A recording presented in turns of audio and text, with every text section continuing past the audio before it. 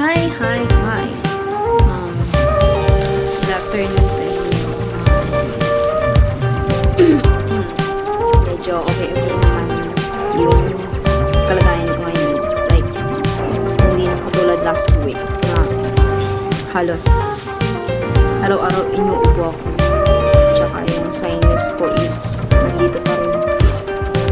So, meron na akong pinapatak sa inyo ko. So, itong video na to, i-share ko lang sa inyo kasi nga gusto ko makita yung reaction ng pusa ko pang makaamoy nito. Actually, ako hindi talaga kumakain talaga ng durian. Ngayon, try ko lang kainin kahit hindi ko talaga type. Hindi ko alam bakit hindi ko gusto yung lasa. Siguro dahil hindi rin ako lumaki dito sa Davao. So, ang mga taga-Davaoenyo, mga taga dito lumaki sa Davao, alam nila yan na masarap daw ang durian. At dito sa Davao, ano yun? Dito sa Davao, talagang makikita yung mga durian na mura lang ang presyo. So, ito, binigyan ako ng kapitbahay namin nito. Pero baho talaga siya, as in baho. Pero itry ko lang ba, unahin ko munang ipaamoy sa alaga ko ano magiging reaction niya, no? Kasi nga nakita ko dun sa mga video na yung mga alaga nila pinapaamoy nila yung durian, pero yung iba nakita ko nagsusuka, yung iba nililibing sa kanilang hot sand. Ito, ewan ko ano magiging reaction nito ng isa. So, hali, arat. Guys, ito na yung durian. Ito yung alaga ko. Ngayon, try natin kung aamoy ba. No. No.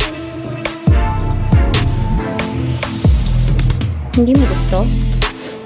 Hindi mo talaga gusto? Noah. Sige na, Noah. Masarap yun, Noah. Promise. Noah. Sige na.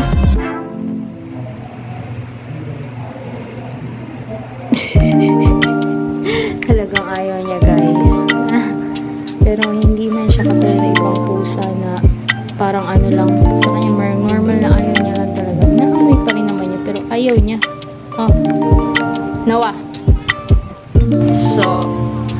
So, ayun guys. Ayaw talaga niya. Hindi natin pipilitin yung pusang ayaw.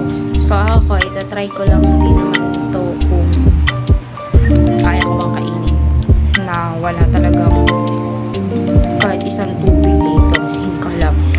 Sabi kasi ng kapitbahay namin na huwag mo itapon niya na.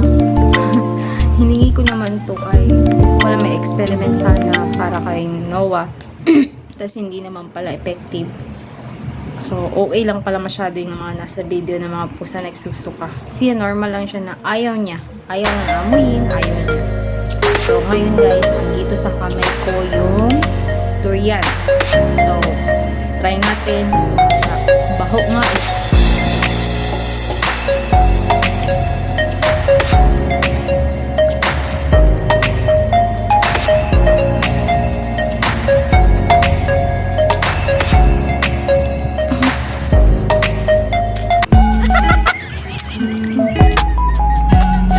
Actually guys, hindi talaga kayang kainin. Ang baho niya, promise. Hindi sa pag-aano, hindi sa nag-iinarte talagang. Siguro, yung ibang tao ganyan, talaga silang kumain ng durian. Pero ako, ang tagal ko na dito sa Davao, pero ni isa, hindi pa talaga ako nakatikim ng durian. Maamoy ko nga lang yung durian, sobrang sumasakit yung ulo ko. Pasalamat lang ko ngayon kay hindi nito ka akong sakit sa ulo. So yun guys, hindi talaga na ako kaya. Dikit pa gano'n siya sa compress, no? Tapos sabi nila, hindi ka daw pwedeng kumain ng durian tapos uminom ng coke. Dapat daw tubig lang. Kasi nga masyadong bawal daw yan sa health mo, lalo na kung high blood ka, dahil may possible na mag-trigger daw at tukarin mong high blood. So sa mga mahilig dyan kumain ng durian, paalala Paalala ko lang sa inyo guys na hindi siya ina-allow na i-partner talaga ninyo ang durian sa